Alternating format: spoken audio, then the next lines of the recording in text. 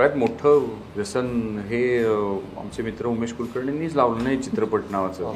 हां, म्हणजे उगाच काहीच कारण नव्हतं. चित्रपटातली ना मला अक्कल होती, ना मला शिक्षण होतं, ना काहीच नव्हतं. देवाचं जसं विचारत असत तसं मला पैशाशी तुमचं रिलेशन विचारायचं की तुम्ही पैसे कुठे बघता आणि इनफ पैसे असं कधी वाटलं तुम्हाला की आता माझ्याकडे इनफ पैसे आले एवढे पाहिजे असं कधी वाटतच नाही. डॉल्बीवाला पूर्ण देशात वाजवलं तेव्हा तुमचे काय रिएक्शन होते तुमच्या पिक्चर मधलं? मला माहिती नव्हतं. ओके. अरे ते काय माझं आहे का काय, म्हणजे मला तेच काय कळत नाही. मुळात आम्ही वळू तयार केला तर तो वळू होतच नव्हता तयार. 70-80 लोक नाहीच म्हणले होते त्याला पैसे द्यायला वगैरे. हां, इतका भगीरथ प्रयत्न करून त्यांनी तो चित्रपट आशुतोष गोवारीकर आणि आमिर खान आणि मंडळी, किरण राव या सगळ्या लोकांनी तो तयार केला. तर तुमचा देवावर विश्वास आहे का? हां, फार मजेशीर प्रश्न आहे. म्हणजे हा प्रश्न मला पण खूप वेळा विचारत राहतो. मला इंट्रो सांगताना कन्फ्युजन असते, मे बी तुम्हाला पण थोडंफार रिलेट होते का किंवा माहित नाही, की ते विचारतात तू कुठचा, तर माझं गाव आहे आटपाडीचं, लाईक सांगली जिल्ह्यातलं, आणि मी त्यानंतर आई वडील बरोबर मुंबईला आलो आणि मग त्यामुळे भाषा पण तीच राहिली आणि इव्हेंच्युअली कधी कधी मुंबई सांगितलं लोक म्हणतात नाही का की तू मुंबईचा वाटत नाही. हो बरोबर. मग असं कन्फ्युजन होतं. वास्तविक तुम्हाला झालं का कधी असं किंवा म्हणजे असं थेटच सांगायचं की मूळ गाव आटपाडी आहे पण वाढलो शिकलो मुंबई. संपलं. किती साधं आहे. म्हणजे त्यात काही फार काही मोठा प्रश्न नाहीये. इव्हेंच्युअली मी सांगत होतो भाषा उलटी टिकवलीस ते चांगलं आहे. आपली भाषा टिकवली पाहिजे ती. घरी बोलतात तेच आपोआप चालू. करेक्ट. पण का होईना म्हणजे ते सुद्धा तुम्ही जर सरावात ठेवलं नाही तर हळूहळू ते असंगत होऊन जातं. त्यामुळे ते बरं आहे. अजून एक मुद्दा असतो की आता तुम्ही औरंगाबाद म्हणायचं, मग आधी म्हणायचं मराठवाडा. सो आता सोलापूरचे आहात तुम्ही. सोलापूर याच्यासारखं मूळ गाव. मी तिथे ना गेलो म्हणजे सुट्टीत जात असे कधी शेतावर, अजूनही शेतावर जातो. माझं शेत आहे तिथे. वडिलोपार्जित. माझं म्हणजे वडिलोपार्जित आलंय माझ्याकडे जबाबदारी म्हणून. सो आता मी पुन्हा कन्फ्युजन हेच केलं की मराठवाडा आणि औरंगाबाद. माझा प्रॉब्लेम काय होतो सगळं सांगतो. पूर्ण म्हणजे पुराभिलेख खात्यातनं दाखले काढावे तसं त्यात तुम्हाला 7 बार उतारे पूर्ण सांगतो की माझं मातुल घराणं म्हणजे आजोळ त्याला म्हणतात, ते आंबेजोगाई मराठवाडा. ओके. आई मराठवाड्यातली आहे आजोळची. माझा जन्म झाला मराठवाड्यातच, परांडा या गावी. कारण माझे वडील रेव्हेन्यू मध्ये होते, तहसीलदार होते. तर त्यांच्या बदल्या व्हायच्या. त्यामुळे ते परांड्यात नेमके असताना मी आलो. असं काही हे नव्हतं काही की परांड्यात जन्म वगैरे हे नव्हता. त्या तिथे होते ते. म्हटलं चला आता एक बरं आहे असं वगैरे. तर बहरहाल त्याच्यानंतर माझ्या आईचं निधन झालं माझ्या धाकट्या भावाच्या जन्माच्या वेळेस. त्यामुळे मला आत्यानी सांभाळायला पुण्याला आणलं, मला आणि माझ्या मोठ्या बहिणीला. आणि त्यामुळे आम्ही पुण्यात वाढलो. बालवाडी सकट सगळं पुण्यात शिकलो मी. प्रॉपर हार्डकोर पुणेकर आहे त्या अर्थानं, जगण्याच्या बाबतीत बोललं तर. आणि भाषाही त्यामुळे पुण्याचीच झाली, कारण दुसरी भाषा काही हे नाही. पण मराठवाड्यामध्ये सारखं मराठवाडा, सोलापूर ह्या भागात म्हणजे सुट्ट्यांमध्ये जाणं झालं. दिवाळीच्या सुट्ट्या, लग्न कार्य, ते काय नातेवाईक सगळे असल्यामुळे. त्यामुळे हमखास मराठवाड्यामध्ये म्हणजे उन्हाळ्याची सुट्टी मराठवाड्यातच होत असेल, जात असेल. आणि शिक्षण काय झालंय तिकडे का इथेच झालं पूर्ण शिक्षण? मग परत 10वी नंतर मी परत लातूरला मेकॅनिकल इंजिनिअरिंगचा डिप्लोमा करायला गेलो. कारण वडिलांबरोबर राहता यावं अशी इच्छा होती इथे. आणि डिप्लोमाच करायचा होता कारण लवकर नोकरी लागणारं शिक्षण तेच उपलब्ध होतं तेव्हा. गरज होती नोकरीची. त्यामुळे 3 वर्ष परत लातूरला गेलो. कारण इथे मला पुण्यामध्ये मेटलर्जी मिळालं होतं पॉलिटेक्निकला, गव्हर्नमेंट पॉलिटेक्निक. आणि गव्हर्नमेंट पॉलिटेक्निक शिवाय दुसरं शिक्षण घेण्याची ऐपतच नव्हती. म्हणजे बाहेर फी देण्याची प्रायव्हेट. त्यामुळे 250 रुपये फी होती. 750 रुपये शिक्षण झालं 3 वर्ष. 750-800. आणि वरचे इकडचे तिकडचे ते काय मिनी ड्राफ्टर, टी स्क्वेअर वगैरे ते सगळे पैसे मिळून असतील 5,000 धरून चालतो. खूप डोक्यानं पाणी 3 वर्षात. 5 पण नाहीच करत. आणि इकडे ती स्टोरी पण येतं ना, आता जसं शिक्षण झालं, ज्यांचं कमी फी मध्ये शिक्षण होतं ना, तुम्हाला माहित नाही रिलेट आहे की नाही, पण माझा आता टोटल फी 1 लाख असल्यावर मला पण ते गव्हर्नमेंट कोट्यातून भेटलं, त्यामुळे 6,000च फी इंजिनिअरिंगला भरायला लागायची. पण मग तेव्हा असं व्हायचं की 6,000 इंजिनिअरिंगची फी असल्यामुळे मग काही एक्स्ट्रा खर्चच सांगायचा यायचा नाही घरी की like 6,000 आहे तर 6,000 सांगायचं. पण ते त्यामुळे कमी फी भरल्यामुळे ते इंजिनिअरिंग जे शिक्षण घेतलं त्याचं महत्व राहत नाही फार. माणसं पण हल्लीच्या मुलांना तसंही हल्लीच्या मुलांना खूप खूप पैसे भरूनही महत्व नसतं ना. कशाचं महत्व नाहीच आहे तो भाग वेगळा. बरं, तुम्ही जेव्हा मराठवाड्यातून पुण्यात आला तेव्हा मराठवाडा वर्सेस पश्चिम महाराष्ट्र असा वाद घातला होता का मित्रांशी? नाही, मराठवाड्यामध्ये फक्त तात्पुरतं तात्पुरतं शिक्षण ना, शेवटी पुण्यातच. अच्छा, पण म्हणजे बालपण तुमचं प्रॉपर असं नाही. पुण्यातच सुट्टीमध्ये आंबेजोगाईला जाणे, कुणाची सुट्टी असते की नाही, आपण आजोळी जातो की नाही, तसं मामाच्या गावाला जायचं आणि सुट्टी संपली की यायचं परत पुण्यात. That's about it. आणि पुण्यात कुठे राहायचं त्यावेळेस? पुण्यात पहिल्यांदा कसबा पेठेत अगदी सुरुवातीला आणि नंतर धनकवली डायरेक्ट, कारण घर पडलं त्यामुळे मग रातोरात आम्ही रस्त्यावर आल्यामुळे सगळे म्हणजे आत्मचरित्रासाठीचे सगळे आयटम माझ्याकडे आहेत.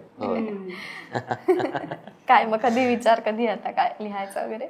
जाऊ दे ना बाळासाहेब मध्ये ते जीवनाच्या ह्याला टायटल दिलं होतं तुम्ही आत्मचरित्राला. जीवनाचे नाव सेम होण्यात कपड्यात एक आपल्याला दिसतं की बऱ्याच वेळा दिसतं की मी फॉर्म मध्ये घेतला की ऍड दिसली म्हणून, नंतर बाहेर गेलो किंवा ती गर्दीत गेला माझ्यासारखं 4 जणांनी सेम शर्ट घेतला. पण सगळ्यात जास्त तुम्हाला असं खटकले का की मी गावी गेलो होतो आणि मुंबईत एक लग्नातल्या जेवणाचा वेगळा मेनू असतो ठरलेलं असतं, पण ते गावाला पण पनीर आहे. म्हणजे पनीरचा मला प्रॉब्लेम नाही आहे, पण तिथे कळी भात पाहिजे ना. किती सुंदर बोललास तू. मी तेच म्हणतोय ना मी. आता आमच्या खाण्यापिण्याच्या सवयी वगैरे हे सगळं हे इतकं विविध रूपाचं होतं की अशा मार्केटला गव्हर्न करणं अवघड होऊन बसतं ना रे. आता इतकं म्हणजे ही वेगळंच मागणार, ही वेगळंच मागणार, तू वेगळंच मी वेगळंच खायला मागणार. मग ते हॉटेल टाकायचं कसं? साऊथ इंडियनचं टाकूया, पंजाबी टाकूया, कसं गोंधळ उडून जाईल ना. म्हणून गटनिहाय विभागणी माणसांची करण्यासाठी माध्यमांचा ह्या विशेषतः समाज माध्यमांचा खूप चांगला वापर होतो. हां, तुमचं सेग्रिगेशन करतायत, तुमचे गट पाडता येतात आणि मग ह्या गटाला डोसा द्या, यांना पिझ्झा द्या, यांना अमुक द्या, असं ते यांना पनीर द्या किंवा सगळ्यांना एकत्र म्हणून त्याचा एक लसावी काढून काय घ्याल, पावभाजी, पनीर असे 4-5 आयटम ते तयार, मग ते कॉमन सगळ्यांना होतील अशा अर्थाने. तर हे सगळं जास्तीत जास्त वस्तू आणि सेवा विकणे, त्या संदर्भात भांडवलाने केलेली माध्यमाशी तंत्रज्ञानाशी हातमिळवणी आहे. आणि त्या हातमिळवणीमध्ये आम्ही अजून जास्तीत जास्त गिऱ्हाईक होत जातो. तर म्हणून आपण ठरवायला हवं की मी कशाचं गिऱ्हाईक होणार आहे. कारण सरते शेवटी तुझ्या हातात तो निर्णय आहे अजून की तू खरेदी करणार आहेस का नाही करणार आहेस.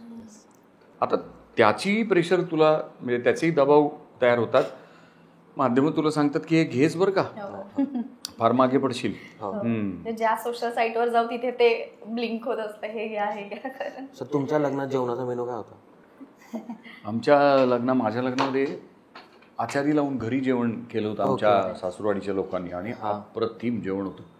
आता काय होतं काय आठवत नाही मला, पण मराठी नाही मला खूपच गोष्टी म्हणजे जे अनावश्यक ते कुठे लक्षात फारच अनावश्यक आहे. मला काय लक्षात आहे तर लोक तृप्त झाली होती. जनरली आपलं लग्न असेल तर आपण जास्त खाण्याकडे लक्षच नाही, कारण एक तर उशिरा मिळतं जेवायला, तोपर्यंत त्यातली राया गेली वगैरे. पण असं लग्नाचं जिलबी विलबीचं जेवण होतं रे ना, म्हणजे अगदी मराठमोळं असं. तर बहराल त्याच्यात असं होतं की ते लोक जमिनीवर बसून जेवत होती चक्क, म्हणजे इतकं आवडलं होतं लोकांना. आणि ते बुफे पद्धत काही बराच वेळ होती सुरुवातीच्या काळात, नंतर काही ठराविक पंक्ती असं. तेव्हा तो काळ असा होता की तेव्हा ते चलन सुरू झालं होतं. पण मला वाटतं अजूनही गावात पंक्ती होतात. हो, तर पण तरी बहराल लोकांनी मग खाली बसून जमिनीवर बसकण मारून अक्षरशः ताव मारला होता. तुमच्या वडील मुलाचं नातं कसं होतं? इंटरेस्टिंग होतं. माझ्या वडिलांचा रस तसा संसारातलं खूप उडाल्यासारखाच झाला होता. तर ते खूप दीर्घकाळ बाहेर यायचे नाहीत वगैरे वगैरे. तर माझी त्यांची वर्षातनं एकदाच भेट व्हायची. ते एकदा वर्षातनं साधारण एकदा दिवाळीच्या सुमारास कधीतरी आम्हाला भेटायला म्हणून यायचे. खूप खाऊ बिऊ काय काय काय गोष्टी घेऊन यायचे आणि एरवी पत्र लिहायचे. म्हणजे पत्रलिखाणाचं त्यांचं अक्षर फार सुंदर होतं आणि त्यामुळे मलाही अक्षर चांगलं असावं असा नकळत एक संस्कार झाल्यासारखं. आणि मग लिखाण मात्र करायचो. म्हणजे मी आवर्जून त्यांना पत्र लिहायचो, ते मला पत्र लिहायचे. सो ते होतं. मग 3 वर्षासाठी जेव्हा मी 10वी नंतर त्यांच्यापाशी राहायला गेलो तेव्हा आमचा चांगला संवाद झाला. त्याच्यानंतर किल्लारीच्या भूकंपात ते म्हणजे तिथे गेले, ते तिथेच राहिले 3 महिने, आलेच नाही घरी. कारण त्यांच्यावर जबाबदारी होती ना, महसूल खात्यातले अधिकारी होते. तर मग मी शेवटी कपडे बिपडे घेऊन त्यांचे खाणं पिणं असं घेऊन गेलो त्यांना शोधत. म्हणलं अहो असं कोण अधिकारी असं राहतो, घरदार काय आहे का नाही म्हणलं तुम्हाला, तुमचं तिकडं आमच्याकडं भूकंप व्हायची वेळ आली चला. नाही पण ते मला म्हणाले की अरे हे खूपच काय झाले बघ तू, म्हणजे ते कोणीतरी जबाबदारी घेऊन थांबायला पाहिजे. तर त्यांना मुळातच ते घरची आस थोडी कमी झाली होती, तिथे थांबले ते. एनिवे, पण त्यांनी खूप शिकवलं, अनेक गोष्टी शिकवल्या, छोट्या छोट्या कृतीमधनं शिकवल्या की जे बाबा मी कमावलं नाही ते मला विकता नाही येणार. अशा अर्थाचे काही चांगले साधे संस्कार त्यांनी केले. तर इंटरेस्टिंग नातं होतं. वडिलांचा जास्तीत जास्त सहवास मिळावा, अजून त्यांच्याशी गप्पा गोष्टी करता यावा. ते फार मितभाषी होते, बोलायचे नाही. या सगळ्या गोष्टी काही पदरात पडल्या काही नाही. ते मितभाषी होते म्हणून तुम्ही खूप बोलता, म्हणून मी झालं असेल. नाही, मी खूप काळ खूपच मितभाषी होतो. मग लोकांनी असं टोचून हो, पण म्हणजे त्यांचं ओव्हरऑल प्रेझेन्स ह्याच्यावरचा, स्क्रीनवरचा, आणि आता ते इतक्या ठेरावाने बोलतायत की मलाच असं एकदम असं काटा येतो अंगावर मध्ये मध्ये की अरे यार इतका मोठा माणूस आहे, एकतर बाजूला बसायला भीती पण वाटतेय. आणि भीती नको का, भीती काय, भीती ही गोष्ट फार अवघड आहे. म्हणजे तुला जर माझी भीती वाटत असली तर मग मला भीती म्हणजे आदराने तसं नाही. हो, पण तरी भय, आदर सुद्धा हलकेपणाने, असा आदर आहेच आहे, पण म्हणजे त्याचं भय काय बाळगायचं असं. त्याने काय होतं, मग भिंत तयार होते, म्हणजे मोकळेपणी संवाद असो.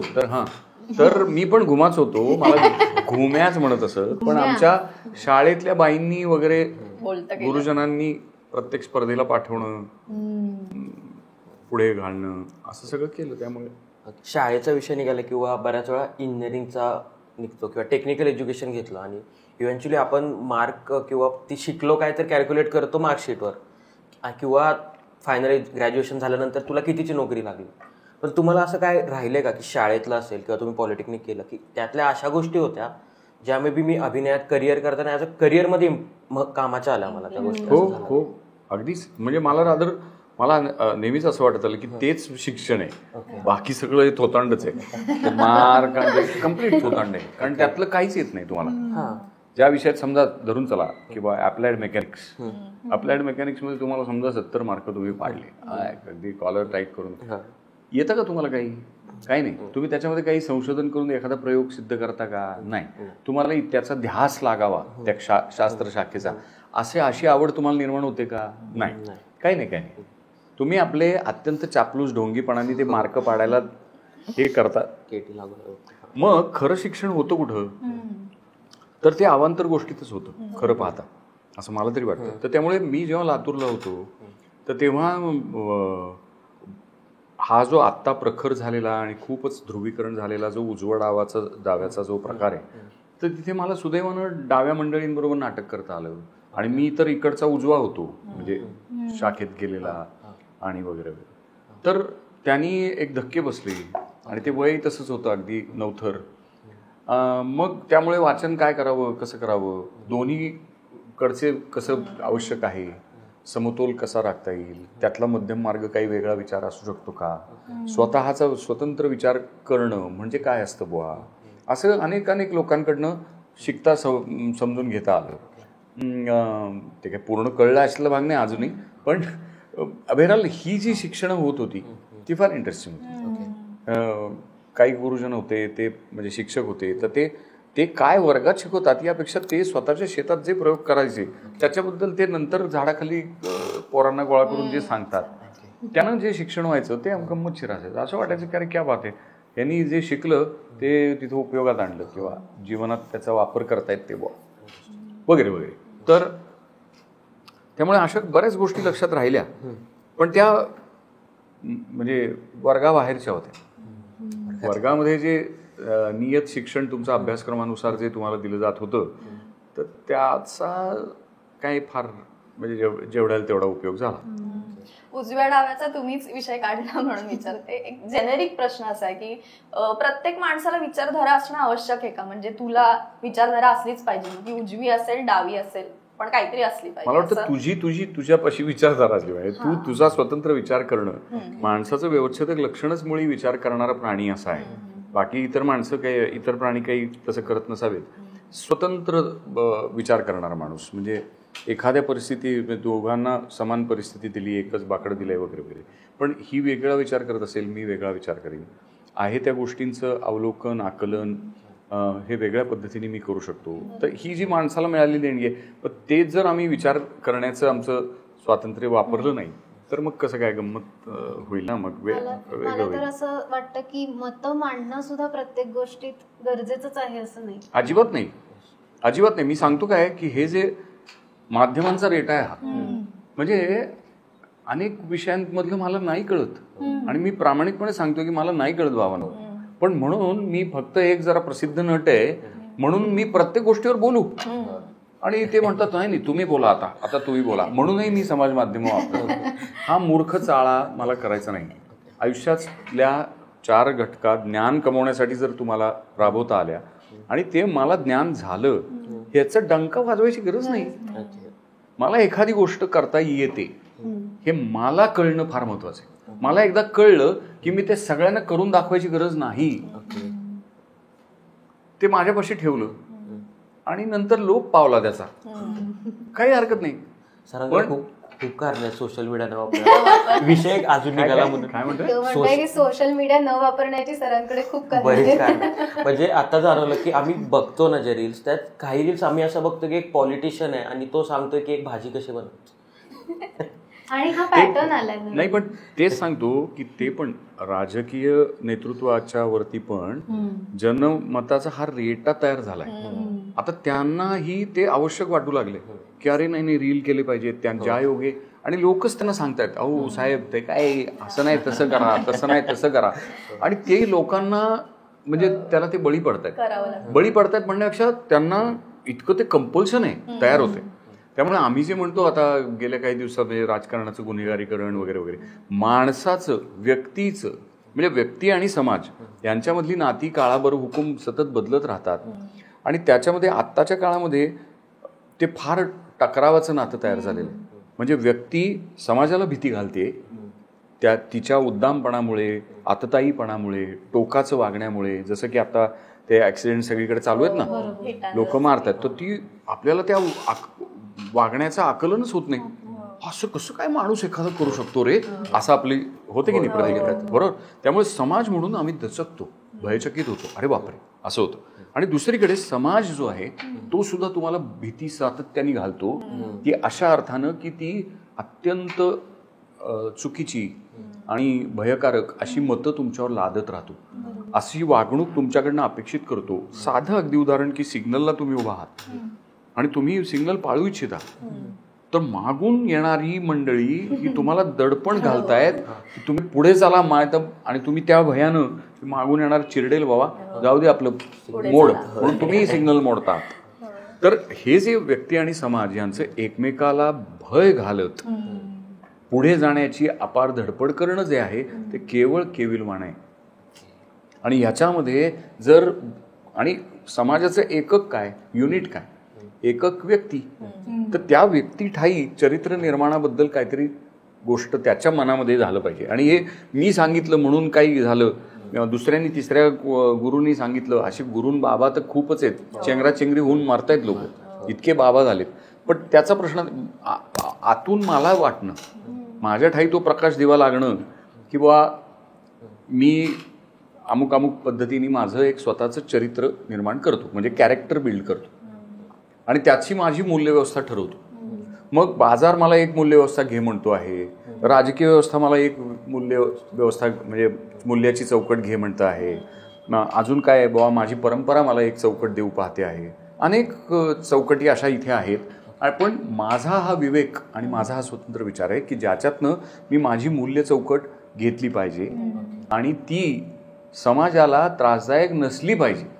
माझं उन्नयन करत असताना ती इतरांना त्रासदायक न ठरता ती राहील या संबंधी आमची घटना बोलते किंवा आमचं लोकतंत्र त्या संबंधी आग्रह धरतं. आता होत आहे काय की मी माझी चौकट बनवतोय पण ती चौकट सगळ्यांची घरं उद्ध्वस्त करते. मी असंच वागणार, माझी तत्व आहेत असं जे एकारलेपण आहे त्याला नाही अर्थ. सर तुमचा देवावर विश्वास आहे का? हे फोन वाजतोय का? सॉरी, माझा वाजतो, सो सॉरी. देवावर खरं सांगू का, तो आता तसा येणार नाही. अचानक असं ब्रेक अचानक जो आला होता. घे असं अचानक मी असं तिकडे बघतो तू अशी पटकन. सर तुम्ही सोशल मीडिया सारखं वागताय ना. काय करते बाई, या जगात जगायचं म्हणजे आता. बरं पुन्हा घेऊया. सर तुमचा देवावर विश्वास आहे का? हा, फार मजेशीर प्रश्न आहे. म्हणजे हा प्रश्न मी मला पण खूप वेळा विचारत राहतो. खूप असे काही क्षण येतात ना की ज्याच्यात तुम्ही एकदम व्हल्नरेबल असतात. म्हणजे अगदी काय म्हणूया काकुळतीला आलेले असतात आणि तुम्हाला काही समजत नाही. तुमचं सगळं अनुभव विचार वगैरे वगैरे सगळं पणाला जरी लावलं तरी बाबा काय हा क्षण कसा पार पाडावा असा प्रश्न तयार होतो. तर तशा वेळी तुम्हाला आपल्या परे काहीतरी एक पॉवर किंवा काहीतरी एक मदतीचा हात अदृश्य कल्पनेतला असा हवा असतो. तेव्हा तुम्ही पटकन देव किंवा तत्सम काहीतरी हे करू पाहता. पण अदरवाईज मला असं वाटतं की ते जे स्वतःमधलं अंतस्थ मांगल्य जे आहे, अंतस्थ पावित्र्य जे आहे, अंतस्थ जो अद्वैताचा जो विचार आहे आमच्या संस्कृतीमध्ये की अंतस्थ तो जे चैतन्याचा अंश आहे त्याच्या जाणीवा देव नावाच्या संकल्पनेमध्ये म्हणजे तसं काहीतरी आहे बरं का रे असं सांगायसाठी म्हणून ते देव नावाची संकल्पना आकाराला आली असावी. आणि आमच्याकडे तर विशेषतः आपल्या हिंदू संस्कृतीमध्ये तर त्याबद्दल इतकं चिंतन आहे, इतका त्याचा प्रयोगशील वापर आहे, खूप आहे. आणि फक्त ते जगण्यामध्ये दृष्टी ठेवून आम्ही तसं आणलं पाहिजे. ती दृष्टी उघडी ठेवून जायचं आहे. म्हणजे आमच्या गर्भगृहात अंधार आहे कारण अंतःचक्षुनी परमेश्वर बघायचा आहे वगैरे वगैरे. तर हे सगळं आमच्या इथे पूर्व हजारो वर्षांपासून ते आहे.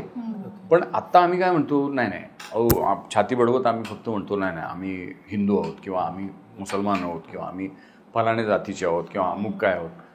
म्हणजे काय आहोत तर त्याचं नेमकं काय अर्थ म्हणजे आकलन तुमच्या ठाई आहे आणि त्याचा उपयोग काय करतात. म्हणजे एखादी संकल्पना आहे, देव नावाची संकल्पना आहे समजा, तर त्याचा उपयोग होतोय का व्यक्तीला आणि समाजाला उन्नयनासाठी.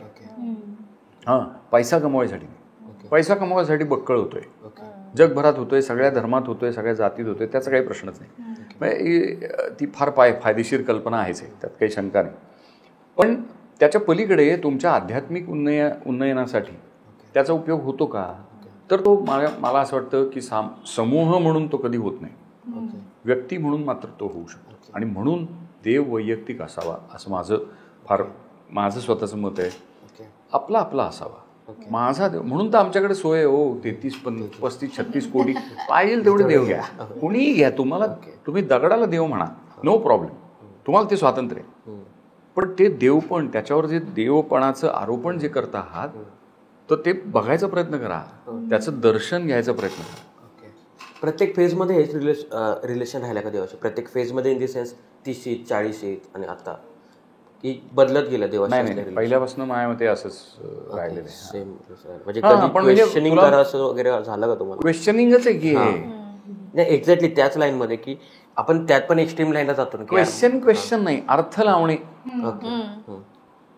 म्हणजे त्याच्यामधली ती जी उग्रता आहे क्वेश्चन मध्ये, ती उग्रता नाही, कुतूहल आहे. हे काय नक्की गौड बंगाल, काहीतरी तर आहे. हा निळाशार समुद्र बघितला, निळाशार आभाळ बघितलं, काहीतरी तर होतंय मला, काही नाही, गंमत होती. आणि ते सांगता येत नाही.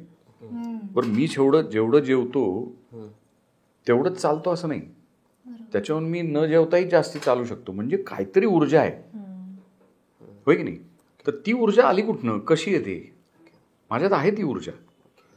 अगदी अनोळखी माणसाबद्दला चटकन क्षणात त्याला जीव लावणं हे होत आहे मला. त्याचं दुःख माझं वाटणं असं होतंय मला. ही ताकद कुठून आहे? तर अशा वेळी मग तुम्ही कुतूहलानं त्याचा अर्थ लावायचा प्रयत्न करता आणि ते अर्थ लावणे. तर ते त्यावेळी म्हणजे प्रश्न चांगल्या अर्थानं पडणं हे संशोधनाकडे किंवा नवा विचाराकडे घेऊन जातं. उद्दामपणाने काही म्हणजे माझी सत्ता कोणीतरी प्रश्नांकित करतंय म्हणून मी असं काही नाही. माझ्या अहंकाराला ठेच लागतेय म्हणून मग मी मग माझा अहंकार त्यातनं सिद्ध होत आहे, देव बिव सगळं असा त्यातला भाव नाही आहे. पण असा भाव आहे की हे समजून घेतलं पाहिजे. आणि म्हणून त्या देऊळमध्ये पण तो देव विसर्जित करतो आणि म्हणतो तू सगळीकडे राहणं विकरून. असं कशाला कोणाची एकाची मालकी, आणि अशी कोणाची मालकी नाहीये तशावर. आणि असलीच तर ती म्हणजे तो माझं आणि देवाचं असं आमचं दोघांचंच नातं आहे, त्याच्यात तिसरं कोणी येऊ शकत नाही, अशा अर्थाचा विचार. देवाचं जसं विचारत असतं तसं मला पैशाशी तुमचं रिलेशन विचारायचं की तुम्ही पैसे कुठे बघता आणि इनफ पैसे असं कधी वाटलं तुम्हाला की आता माझ्याकडे इनफ पैसे आले एवढ्या पाहिजे? असं कधी वाटतच नाही. पण एक मात्र लक्षात आलं माझ्या की पैसा कमवण्याची युक्ती बुद्धी माझ्याकडे नाही. आणि त्याच्याबद्दलचा आळस आहे. म्हणजे त्याच्याबद्दल, कारण पैसा कमवायला खूपच तुम्हाला वेगळा गुणसमुच्चय लागतो. म्हणजे वक्तशीरपणा लागतो, अनेक गोष्टी, म्हणजे आळस कमी लागतो वगैरे. तर माझ्यात सगळे दुर्गुण पुरेसे ठाई भरलेले होते, अजूनही आहेत. तर मग आता लक्षात असं घेतलं पाहिजे की ह्या सगळ्यामध्ये मी विचार असा केला की आपल्याला स्वतःचा वेळ विकत घेता आला पाहिजे. तेवढे पैसे पाहिजे, तो अमूल्य आहे असं वाटलं. मग तेवढे पैसे कमवले की झालं. माझा वेळ माझा आहे. मग मी कुठल्या गोष्टीला हो म्हणू शकतो. असं तुम्ही बोलवलं मला तर मी हो म्हणू शकतो किंवा नाही म्हणू शकतो. माझं काही दडपण नाही, म्हणजे माझ्यावर दडपण नाही, किंवा मी तुमच्याकडनं पैशाची अपेक्षा करत नाही, किंवा तुम्ही पैसे देताय का नाही ह्याचा विचार करत नाही. असं स्टेज आली पाहिजे, कसलं भारी आहे. आणि आम्ही लिटरली हे रोज अनुभवतोय की यार मला या गोष्टीला नाही म्हणायचंय पण याच्यात पैसे येतात. नाही पण हो, पण आता तुम्ही जर सावचित्तानं ते ओघाओघात कळत जातं पुढे. म्हणजे खूप लोक सांगत असतात तुम्हाला, मलाही खूप ज्येष्ठांनी सांगितलं. मी अनेक लोकांच्या पायाशी बसलोय आणि तेव्हा हे कुठं काय जर ॲटॉल काही अर्थ तयार होत असेल तर तो त्यातनं होतो. तुमचं असं काही नसतं, माझं तर काहीच नाही. आणि माझं तर नेहमीच असं म्हणणं असतं की ह्या क्षणाच आहे. माझी ही जी काय अक्कल आहे ती आत्ता ह्या क्षणापुरती आहे. क्षण गेला ना ते संपलं. इतकं ते क्षणभंगूर आहे, त्यामुळे त्याच्यावर कोणी भरोसा ठेवू नका. त्या अर्थाने तुम्ही ते लक्षात घ्या, तो स्टिम्युलस आहे आणि त्याच्यावर तुमचा विचार बांधा पुढे, आहे की नाही. आपल्याला ते असं स्पर्श झाला की ते लाजळूचं झाड, रिॲक्शन टू स्टिम्युलस असं आपल्याला शिकवलं होतं जीवशास्त्रात किंवा काय भौतिकशास्त्रात, बायोलॉजीत होतं. हां, बायोलॉजी ते जिवंतपणाचं लक्षण मानलं जातं ना. ते नाही का असं चिमटा काढलं असं. तुम्ही कुठल्या विषयात हुशार होतात शाळेत असताना? मी असं चतुर होतो. म्हणजे फर्स्ट बेंचर का लास्ट बेंचर? फर्स्ट. नाही, उलट लास्ट. अरे मी स्कॉलर बॅचचा विद्यार्थी होतो. म्हणजे जे स्कॉलर होते खरे, म्हणजे 10 लोकांची असायची, 10-12 पहिल्या 10. तर त्याच्यात मी असायचो. पण जे स्कॉलर म्हणून जे खरे होते ते कुठे होते. पण बेस कॅम्प सांभाळायला पण कोणी असायचं, तशा अर्थानं असायचो. पण हुशार होतो मी तसा. पण परत तेच की छंदी फार, चंचल फार, अभ्यासाला बैठक लागते. त्यामुळे आजही म्हणून मला असं वाटतं की मी काय अभ्यासक नाही आणि उत्स्फूर्तपणाकडे जास्त कल आहे. सो ग्रहण करत राहायचं आणि ते शिजवत ठेवायचं, ते मागे ठेवायचं.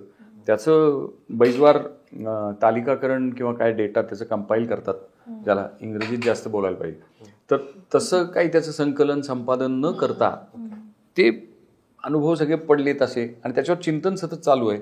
आणि मग उत्स्फूर्तपणानं काहीतरी होतं.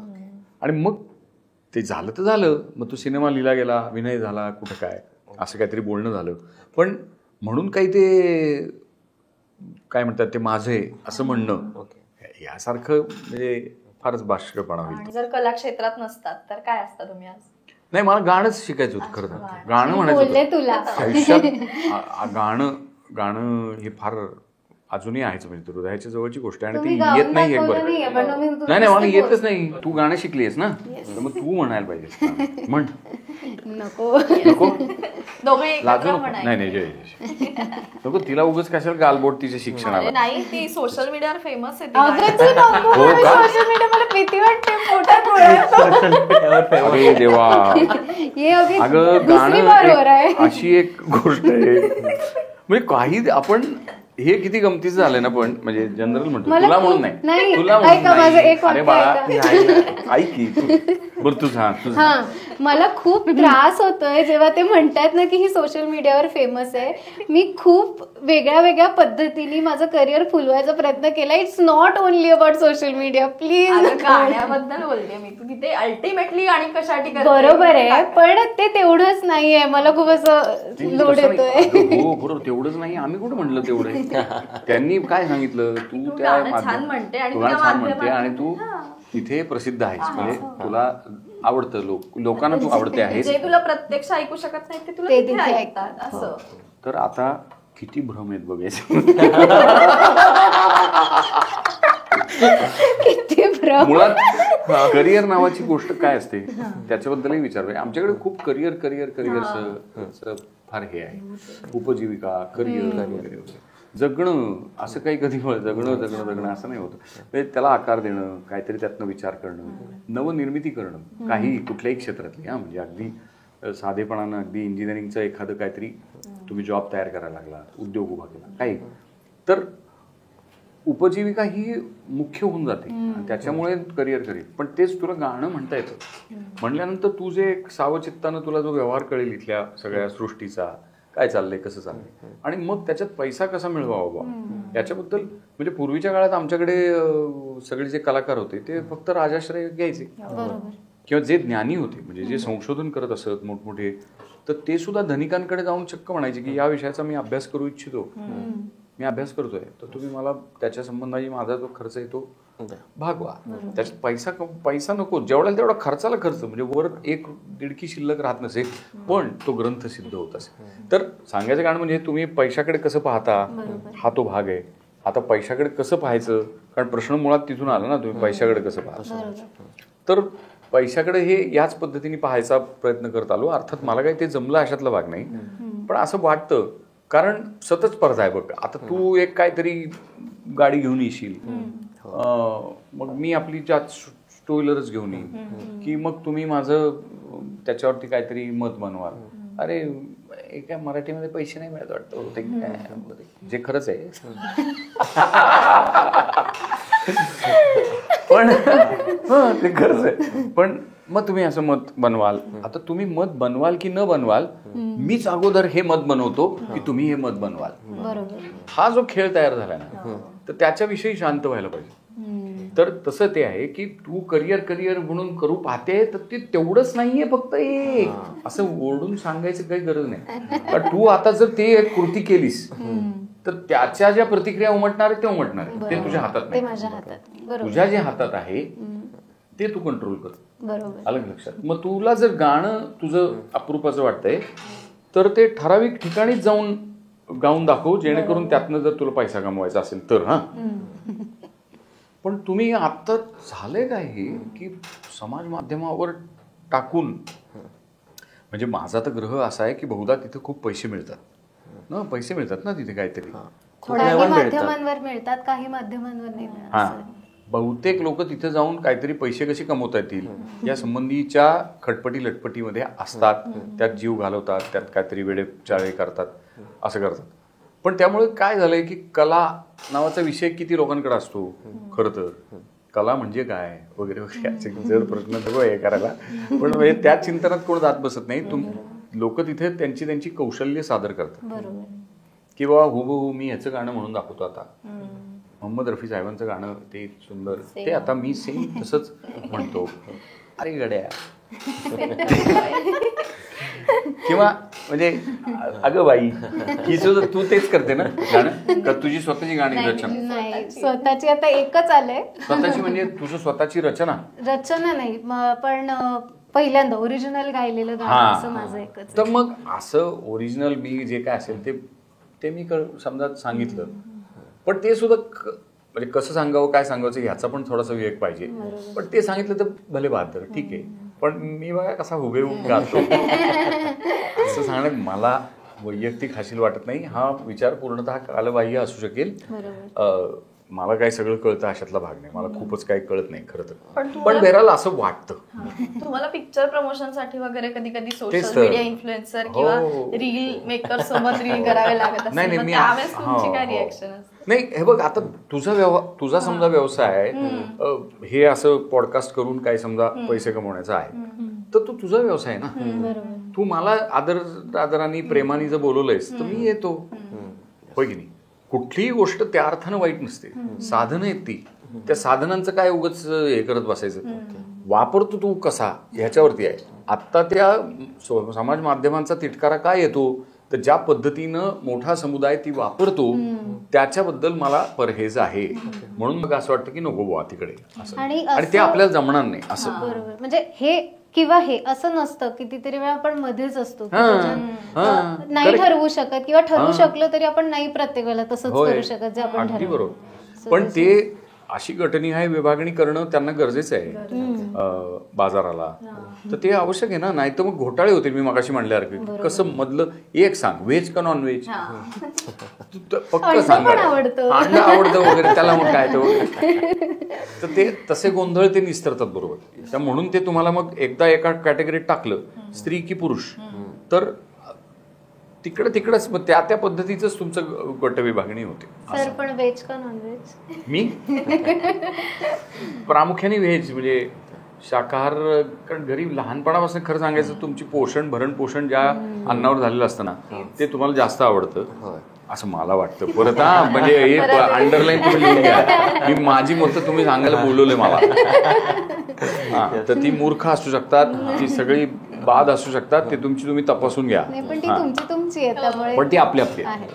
तर त्यामुळे नॉनव्हेज वगैरे नंतर मित्र भेटतात, ते शिकवतात, मग मजा येते. काही वेळा काही गोष्टीत मजा येते, काही गोष्टीत नाही येत. असं मित्र आयुष्यात व्यसन पण घेऊन येतात तुमच्या. येतात की हो, तर हो, म्हणजे सगळ्यात मोठं म्हणजे काय म्हणतात त्याला व्यसन, हे आमचे मित्र उमेश कुलकर्णींनीच लावलं नाही चित्रपट नावाचं. म्हणजे उगाच काहीच कारण नव्हतं. चित्रपटातली ना मला अक्कल होती, ना मला शिक्षण होतं, ना काहीच नव्हतं. मग कसा होता प्रसंग, काय होता की त्यांनी तुम्हाला सांगितलं की नाही, तो फिल्म इन्स्टिट्यूट, आम्ही नाटक करायचो एकत्र, आणि तो CA करत होता, चार्टर्ड अकाउंटन्सी, आणि शेवटची परीक्षा म्हणजे त्याचं झालं होतं आता ऑलमोस्ट. ते झालेलं असताना अचानक, आणि मी नोकरी करत होतो इंजिनिअरिंग मध्ये, आणि नाटक करायचो. आणि नाटक करणे याच्यासारखं अनेक नाटकं आम्ही जी काही करायचो, एकांकिकाच प्रामुख्याने, त्या एकांकिका अनेकदा आम्हाला कळत नसत, अनेकदा प्रेक्षकांना कळत नसत, अनेकदा दोघांना कळत, पण हे कळत असे की यात काहीच तथ्य नसेल. असं सगळं ते असायचं. पण काय मजा, काय नशा, आणि पदरमोड करून बरं का. तर असा सगळा तो व्यवहार चालायचा. आणि मग तसं चालू असताना अचानक उमेश कुलकर्णींनी एक दिवशी सांगितलं की मी फिल्म इन्स्टिट्यूटची परीक्षा पास झालोय, आणि त्याचा आता इंटरव्ह्यू आहे परवा, असं तर तुला जाऊन तू सांग माझ्या आईबाबांना, बाबा मी आता इन्स्टिट्यूटमध्ये चाललोय. मग त्यांच्या CAचं काय झालं? काय नाही, ते CA सोडून दिलं. मग तुम्ही आईबाबांना काय सांगितलं? काय नाही, आता त्याच्या आईबाबांनी मला उलट सांगितलं की त्याचं हे असं आता 2च म्हणजे आता चार्टर्ड अकाउंट हातात तोंडाशी आलेला घास आहे, आणि तो असं काहीतरी चित्रपटात होतोय, तर तुझं तो ऐकतो, तू त्याला सांग की ते नको करू. म्हटलं आता असं मी सांगून काही घडलं असतं तर काय. मुळात मलाच जर फिल्म इन्स्टिट्यूटला ऍडमिशन मिळाली असती तर जायची इच्छा होती, तर मग तिथे कुठं मी त्याला काय सांगणार. त्यांनी बरोबर बघितलं. पण तो कसला एरा होता यार, म्हणजे उमेश गिरीश आणि असले भारी पिक्चर्स. आता अफवा पसरलेली की गिरीश कुलकर्णी उमेश कुलकर्णी हे भाऊ भाऊ आहेत आहेत, आणि हो. ते दोघं. सर अफवा नाहीये, खूप चांगल्या न्यूजपेपरच्या कटिंग्स पाठवतो मी, त्यात त्यांनी लिहिलं असं. पण काय सगळे कुलकर्णी अरे असं ते भाऊ भाऊ टाईपचे लांबचे काय त्यांना भावकीतले भाऊकी हा आणि असं म्हणल्याने काय फरक पडतो? भाऊ आहेत आणि हे काय फरक नाही पडतो, भावापेक्षा जास्त आहे समजा, तर अजून काय असतं म्हणजे? पण भाऊ तर नक्की नाही. तुम्हाला हे कधी कळलं की तुम्ही दोघांनी जे काही केलेलं आहे ते खूप चालतंय किंवा लोकांना आवडतंय, आता आपण अजून दिलं पाहिजे, हा पॉइंट कधी आला होता? छे, कारण ते असं कधीच नाही आलेलं. ओके. लोकांना आवडतंय म्हणून आपण दिलं पाहिजे वगैरे असलं तर कधीच नाही. ओके. ऍब्सोल्यूट नाही. आपल्याला काही सुचतंय आणि आपल्याला म्हणून तर गेल्या कित्येक दिवसात काही केलंच नाही ना आम्ही. हो. हा म्हणजे काहीतरी करून प्रस्थापित होऊया, आपलं एक म्हणून काहीतरी नाव होईल, मग त्या नावावर मग पैसे कमवूया, मग असं असले कुठले प्लॅनच नव्हते मुळात. ती अतिशय बालसुलभ आणि मावशी म्हणजे सुमित्रा भावे, सुनील सुक्तनकर यांचे चित्रपट पाहून, त्यांच्या सानिध्यात राहून त्यांचे विचार म्हणजे काय वाचावं काय पाहावं याबद्दल मावशींनी जी काही दृष्टी दिली, तर त्यातनं हळूहळू कळायला लागलं. आपल्याला वाटतंय हे म्हटलं पाहिजे, हे करायला पाहिजे, ह्याच्याबद्दल हा सिनेमा करूया, तर करूया. त्याच्या ती जगण्यातनं आलेल्या गोष्टी आहेत त्या, ज्या काही 4-5-6 सिनेमे केले ते. आता बाहेरचं म्हणून आता जे मार्केटला काय चालेल, मग हा जॉनर मग तो जॉनर, असलं काही लिखाण माझ्याकडनं होऊ शकत नाही. त्यामुळे मी काय तसा त्या अर्थाने रूढार्थाने चित्रपट व्यावसायिक नाहीच म्हणायला पाहिजे. डॉल्बीवाला पूर्ण देशात वाजवलं तेव्हा तुमची काय रिएक्शन होती तुमच्या पिक्चरमधल्या? मला माहिती नव्हतं. ओके. अरे ते काय माझं आहे काय म्हणजे मला तेच काय कळत नाही. ओके.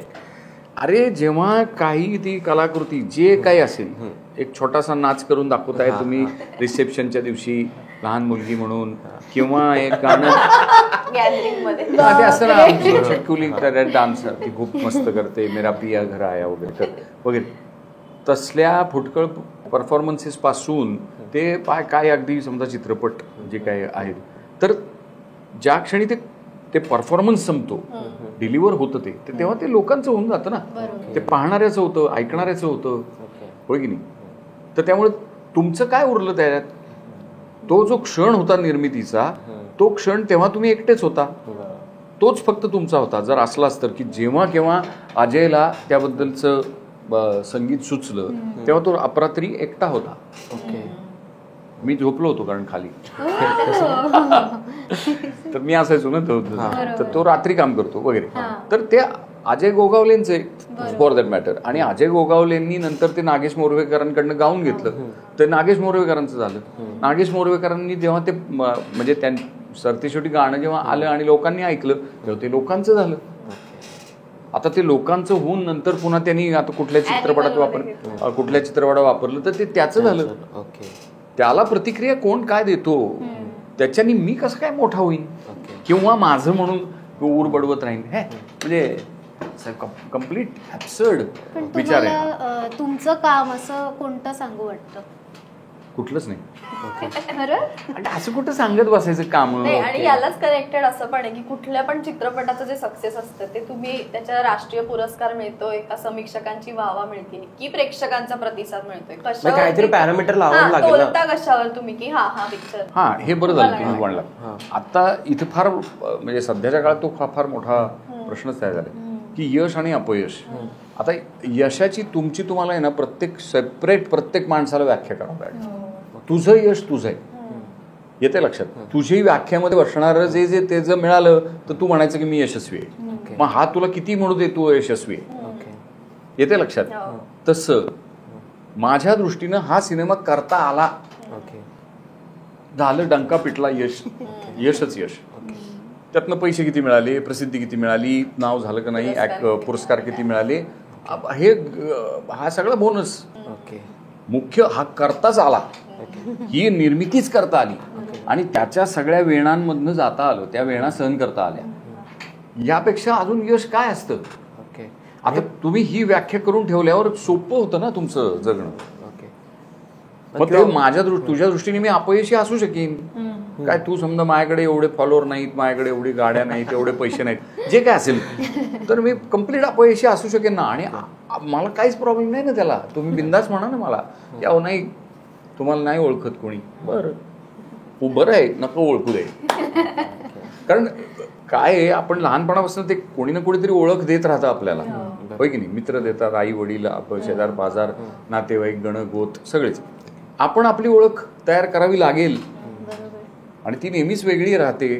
तर त्यासाठी सगळं साहित्य वाचल्यावर तुम्हाला ते कळतं, चांगल्या कलाकारांच्या पायाशी बसल्यावर ते कळतं. तर ती ओळख आपली नाहीतरी धडपडतीच आहे. त्या समाज माध्यमावर सुद्धा सगळी जी उरसपोट लोक करत असतात, कशासाठी करत असतात?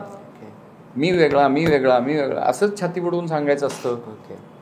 पण ते वेगळे पण तसं करून सगळ्यांपुढे जाऊन नाचून नाही होत, ते एकांतात कुठेतरी शोधावं लागतं. आम्हाला भारी वाटलेलं पण जेव्हा दंगलमध्ये आमिर खान सोबत तुम्हाला बघितलेलं. मलाही भारी वाटलं. माणूस तिकडे मलाही भारी वाटलं. गिरीश कुलकर्णी वडूमधले गिरीश कुलकर्णी दंगलमध्ये सर तुम्हाला सारखं आमिर खान सोबतचं सगळं आम्हाला थोडंसं ऐकायचं की कशी त्यांच्यासोबतचा अनुभव होता किंवा त्यांचं डिरेक्शन होतं दंगलला. नाही, नितेश तिवारी. नितेश तिवारीचं डिरेक्शन होतं. पण काम करण्याची संधी मिळाली. ते कसं ते होतं? फारच अभ्यासू माणूस आहे आमिर खान. ते अभ्यासोनी प्रकटावे अशा पद्धतीने सगळा नीट गृहपाठ करतात, अभ्यास करतात आणि ते सांगतात की मला असं त्या अर्थाचा इंटलेक्ट नाही वापरता, म्हणजे असं बोललात की तसं काहीतरी असं मी नाही, मी अभ्यास करून. पण ते अभ्यास केल्यानंतर भल्याभल्यांची बंबेरी उडवतात. तसं आहे, ते पूर्ण अभ्यासूनही ते करतात. एखादी विषय निवडला, म्हणजे त्यांचं सामाजिक काम असू दे, अथवा मी त्यांच्या सामाजिक कामात पण त्यांच्याबरोबर थोडा प्रवास केला. तर त्यामुळे आणि मुळात आम्ही वळू तयार केला तर तो वळू होतच नव्हता तयार. मी तुम्हाला आता जसं म्हणलं ना की तेच यश होतं. ते 70-80 लोक नाहीच म्हणले होते त्याला पैसे द्यायला वगैरे. हां, तर ते काही कारण आम्ही बैल त्याचा खर्च हवाच्या सव्वा, आम्हाला कोणाला प्रोडक्शन येत नाही, काही नाही वगैरे वगैरे असे खूपच ऑड खूपच होत्या. तर सांगायचं कारण म्हणजे तेव्हा लगान, सत्यजित भटकळ आमचे मित्र, ते त्यांनी पुस्तक लिहिलं होतं लगानमध्ये. तर ते पुस्तक वाचनात आलं माझ्या. आणि मग मी उमेशला म्हटलं की नाही, आता होणारच. म्हणजे इतका भगीरथ प्रयत्न करून त्यांनी तो चित्रपट, आशुतोष गोवारीकर आणि आमिर खान आणि मंडळी, किरण राव, या सगळ्या लोकांनी तो तयार केला. पुस्तक ते वाचल्यानंतर इतकी ऊर्जा मिळाली आणि मग ठरवलं की बाबा नाही, आणि मग त्यातनं वळूची निर्मिती होऊ शकली. तर त्या अर्थाने आमिर हे अनेक अंगाने प्रेरणादायी ठरलेले आहेत. आणि त्यांच्याशी वैयक्तिक सख्य झाल्यावर तर त्यांच्यातला एकदम साधा असा गोड माणूस तुमच्या परिचयाचा होतो आणि सगळं ते गळून पडतं. सर मल्याळम पिक्चरबद्दल एक बोलायचं. तुम्ही आता मल्याळम पिक्चरमध्ये काम केलं किंवा ते बरेच सुरुवातीला आम्हाला असं कोणीतरी एक सांगितलेलं की अरे बघ, सुरुवातीला लँग्वेजचा प्रॉब्लेम येतोय पण इव्हेंच्युअली कळत नाही की तुम्ही बघताय. सो कधी असं इमॅजिन नव्हतं किंवा आता एक 4-5 पिक्चर बघितलं, कुंबलिंग नाईट्स बघितला, ते आता आवेशमपर्यंत प्रत्येक वेगवेगळे होते. मग तरी पण ते पिक्चर का आवडतात म्हणजे बऱ्याचदा कळत नाही. फक्त एवढं कळतं की ते एंगेजिंग आहेत, काहीतरी वेगळं फ्रेश आहे. तुमचा अनुभव कसं, तुम्हाला काय वाटतं की त्याच्यात काय वेगळं पण काय आहे? ते मी सांगतो, पण म्हणजे ते शोधायला पाहिजे रे प्रत्येकाने. आता माझा अनुभव तो फारच भारी होता. म्हणजे मी तिथल्या म्हणजे तिथे सध्या खूप चांगले काही गट काम करतायत ना, त्यातल्या एका बहारदार गटाबरोबर काम केलं, म्हणजे भावना स्टुडिओज बरोबर. त्यामुळे श्याम पुष्करांनी लिहिलेली संहिता, श्याम रोजच सेटवर असायचा आणि तो वगैरे मज्जा होती. बिजू मेनन सारखा सिनियर माणूस, काय श्रीनिवासन आपला, नावं एक विसरायला होतात मला, किंवा तर जे काही सगळे कलाकार होते तिथले, तर ते त्यांच्याबद्दल एक आदर, त्यांचं काम बघून मी गेलेलो होतो आणि त्यामुळे मौज होती, साधेपणा होता. कला निर्मिती म्हणण्यापेक्षा सुद्धा ती निर्मिती किंवा तो क्षण तयार करू एक नवा, जो कथेतला आहे, जो काल्पनिक आहे, त्याला वास्तवात आणताना आम्ही सगळे झटून एकत्रितरित्या एक दृष्टीने, एका विजननी ते करूया. हा जो एकोपा आणि तिथं एक एकसंधपणा होता, होमोजिनिटी, सगळं एकरूप झालेलं होतं. तर त्याचा एक चांगला म्हणजे ते खूपच आवडलं, हवंसं वाटलं. जे मराठी चित्रपटामध्ये एका टप्प्यावर मी अनुभवले ते होतं. मावशींच्याच तर प्रत्येकच सिनेमामध्ये तशा पद्धतीची भावना असायची की सगळ्यांबरोबर चर्चा व्हायची, मोकळेपणा असायचा, तुमचं मत मांडायला तुम्हाला संधी असायची बघा. आणि आता राहिलं की मल्याळम सिनेमा तुम्हाला का आवडतोय गेल्या काही दिवसातलं, तर मला असं वाटतं की ते त्यांच्या स्वतःच्या गोष्टी सांगतायत. ते कुठलाही प्रोजेक्ट करत नाहीयेत, तर ते चित्रपट करतायत. म्हणजे ते कला निर्मितीमध्ये गुंतलेले, ते प्रोजेक्टमध्ये नाही आहेत. आणि त्यामुळे त्यांच्या कलेला नंतर लोकाधार मिळून त्यांना पैसे मिळतात हा भाग वेगळा, पण त्याबाबतचा एक जुगार ते खेळता आहेतच. सगळ्यालाच पैसे मिळतात अशातला भाग नाही, पण याबद्दलची समज तिथल्या प्रेक्षकामध्ये पण. आणि दुसरी गोष्ट म्हणजे प्रेक्षकांची ती सांस्कृतिक गरज आहे, त्यांची कल्चरल नीड ज्याला म्हणतात, सांस्कृतिक गरज आहे त्यांची.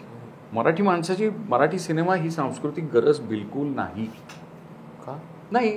तू कधी किती बघितलास मराठी सिनेमा मागच्या, की शेवटचा कधी बघितला? शेवटचा मराठी सिनेमा मी बघितला लगेच आठवत नाही, पण असं 5-6 महिने झाले असतील. एवढं नाही झालं. 3-4 हां, 2 तर आठवड्यावर. अरे कालच बघितलास की? नाही TV वर नाही. थिएटरमध्ये बघतो. थिएटरमध्ये जाऊ. अच्छा, थिएटर. थिएटरमध्ये तर नाही आम्ही बघत, नाही बघत. उगाच काय म्हणजे त्याच्याबद्दल उगाच हे करत बसण्यात पॉईंट नाही. आपल्याला कळतं ना, म्हणजे सिनेमा थिएटरमध्ये लोक जाऊन सिनेमा बघणं ही प्रक्रिया आमच्याकडे पण सर, सांस्कृतिक दृष्ट्या. सांस्कृतिक गरज म्हणजे तुम्ही कशी म्हणताय? थोडंसं सांगतो. तर ती चाल आमच्याकडे नाही. नाटक बघण्याची चाल आहे. बरोबर. संस्कृती म्हणजे काय असतं त्याची व्याख्या समजा करायला पाहिली काय तुम्हाला कॉन्ट्रीब्युट करते. मी विचारतोय. अच्छा, ओके. मला असं वाटतं की संस्कृती म्हणजे 4 लोक जेव्हा आम्ही एकत्र येऊन काहीतरी गोष्ट करतो आणि इव्हेंच्युअली मला असं वाटतं ओके ही आपल्या 4 लोकांना एकत्र आणतं, किंवा ह्या 4 लोकांमध्ये ज्या गोष्टी अशा फोर्सफुली वाटत नाहीत, कॉमन आहेत, पण इव्हेंच्युअली वाटतं की हे 4 लोकांनी आम्ही एकत्र येऊन करण्याची गरज आहे असं. मला असं वाटतं की आम्ही जेव्हा समाज म्हणून माणसांनी एकत्र जागायचा प्रयत्न केला, तर तेव्हा त्या सगळ्यांच्या एकत्रित वाढीसाठी पूरक पोषक भवतालाशी काय हातमिळवणी करून अशा पद्धतीच्या राहणी संबंधीच्या काही योजना त्यांनी केल्या, आणि मग त्याचा परिपाठ होत परंपरा होत गेली, आणि मग त्याला आम्ही म्हणजे जे वाढीस पोषक आहे आणि क्युम्युलेटिव्ह किंवा एकत्रित वाढीसाठी जे पोषक आहे त्याला आपण संस्कृती म्हणून हे केलं, की बाबा एकमेकाला देऊया अन्न, भुकेला असेल तर त्याला आपल्यातला घास द्यावा, ही आमची संस्कृती झाली. त्यानं काय होतं की बाबा सौहार्द वाढतं, भेदभाव मिटतो, व्हॉट एव्हर, अशा अर्थानं.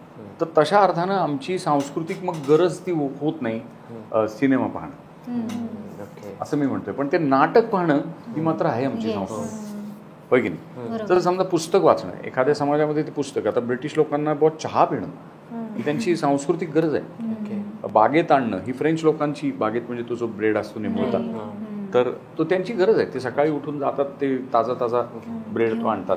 ह्या काही चालीरीती गोष्टीमधनं म्हणजे वरकरणी त्या कधी फुटकळ वाटतात, कधी हे वाटतात, पण त्यातनं नंतर समाज म्हणून, त्या व्यक्ती म्हणून, समाज म्हणून या दोन्ही आघाड्यावरती वाढ होत असते, किंवा व्हावी अशी अपेक्षा असावी असा माझा कयास आहे. पण आता चित्रपटाकडे करमणुकीचं साधन म्हणूनच बघितलं जातं, तर ती सांस्कृतिक गरज का? कारण की करमणुकीचं साधन हा एक आयाम झाला ना.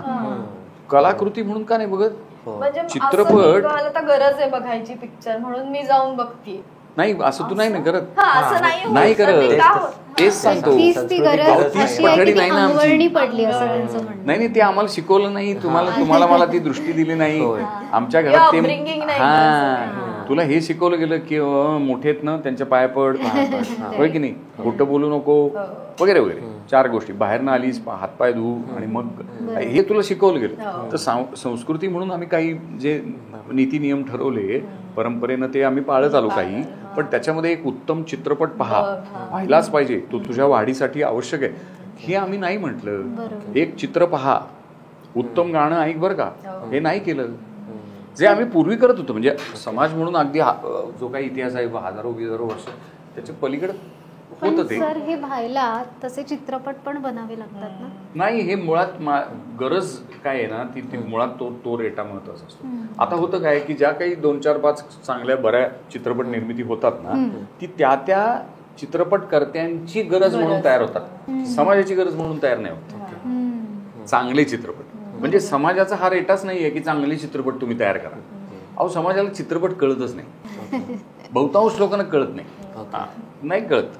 आणि कशाला म्हणजे उगाच आपण ढोंग घ्यायचं आणि मग आम्हाला थिएटर नाही, मग हे नाही ते नाही असं आम्ही म्हणत राहतो. इथे चांगली गोष्ट काय एक की मुक्त आता जे साधनांचं जे लोकशाहीकरण झालंय त्याच्यामुळे तुला मला ह्याला त्याला सगळ्यांना चित्रपट करून बघता येतोय.